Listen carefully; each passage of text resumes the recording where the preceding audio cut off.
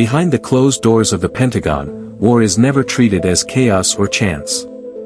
It is studied, simulated, debated, and planned years, sometimes decades, before the first shot is ever fired. What most people imagine as sudden decisions made in moments of crisis are, in reality, the final steps of an incredibly complex and disciplined process. The Pentagon does not simply react to threats, it anticipates them, models them, and prepares detailed responses long before the world even notices a problem exists. Everything begins with intelligence. Satellites orbit the Earth day and night, collecting images, signals, and data from every corner of the globe. Cyber units monitor digital traffic, while analysts study political speeches, troop movements, economic pressure, and even social media trends. No single piece of information is trusted on its own. Intelligence is cross-checked, challenged, and re-evaluated constantly. The goal is not just to understand what an enemy is doing, but what they might do next, and why. From there, potential conflicts are translated into scenarios. These are not vague ideas, but detailed simulations. Planners ask precise questions. What happens if a regional power invades its neighbor? What if a rival blocks a critical sea lane? What if a cyber attack disables infrastructure before any missiles are launched? Each scenario is broken down into timelines, geography, political consequences, and military options. This is where war begins to look less like a battlefield and more like a massive chessboard. The Pentagon relies heavily on war games to test these scenarios.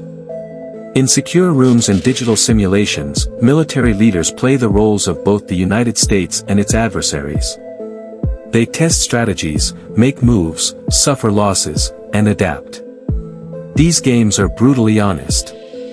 Friendly forces are allowed to fail, sometimes catastrophically, because failure in simulation is far cheaper than failure in reality. Every mistake becomes a lesson, and every surprise becomes a warning. Technology plays a central role in modern war planning.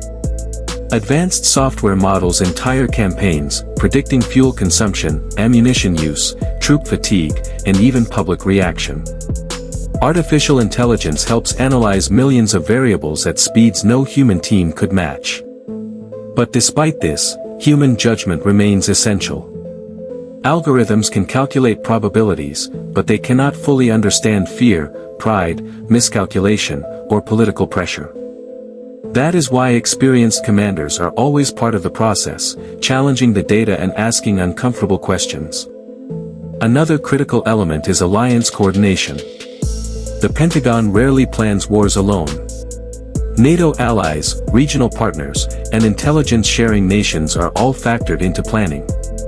Each ally has different capabilities, limitations, and political red lines. A plan that looks perfect on paper can collapse if an ally's parliament refuses approval or if a partner nation faces internal unrest. War planning therefore includes diplomacy, negotiation, and compromise long before combat begins.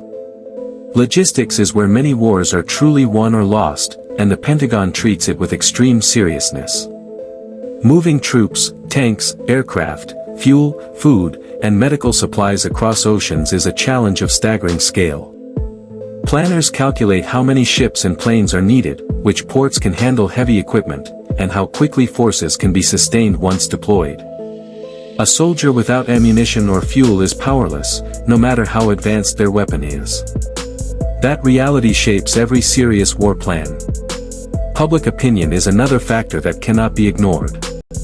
The Pentagon works closely with civilian leadership to assess how a conflict might be perceived at home and abroad.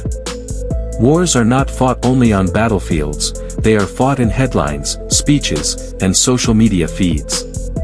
Planning includes strategies for communication, transparency, and managing expectations. Leaders know that public support can erode faster than military strength if a war's purpose is unclear or its costs appear too high. Legal and ethical considerations also shape planning. Every potential operation is reviewed under domestic and international law. Rules of engagement are defined in advance to limit civilian harm and prevent escalation. This is not just about morality, it is about legitimacy. A war that violates legal norms can isolate a nation diplomatically and strengthen its enemies politically. The Pentagon understands that restraint, when applied strategically, can be a form of power. Perhaps the most important aspect of Pentagon war planning is flexibility. No plan survives first contact with reality unchanged. That is why planners create multiple branches and alternatives. If an enemy reacts unexpectedly, commanders are not forced to improvise from nothing, they shift to a pre-planned option. This adaptability is built into every serious operation, acknowledging a simple truth: war is unpredictable, no matter how well it is studied. Civilian leadership sits at the top of this entire structure. The Pentagon does not decide on war by itself. Elected officials weigh military advice against political, economic, and moral considerations. Sometimes the most detailed and effective plan is never used, because leaders decide the cost is too high or the risk too great. In those moments, the plan does not vanish, it is archived, updated, and refined for a future that may never come. What makes the Pentagon's approach to war so powerful is not just its weapons, but its patience. Years of preparation can lead to weeks of action. Thousands of hours of analysis can be compressed into a few decisive moments. To the outside world, war may appear sudden, even shocking.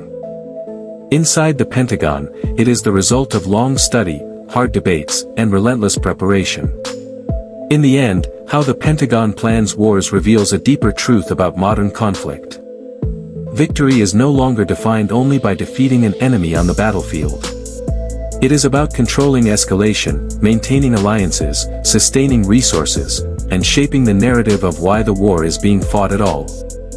The real battlefield begins long before troops deploy, and in many cases, the most important battles are never seen by the public at all.